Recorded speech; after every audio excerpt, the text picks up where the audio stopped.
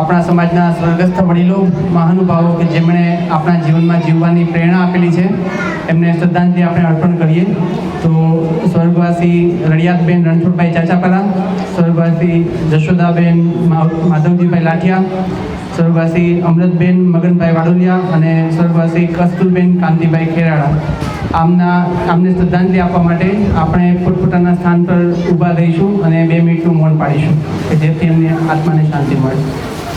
બધા પોતાના સ્થાન પર ઊભા થશે 2 મિનિટનું મૌન પાડવા માટે.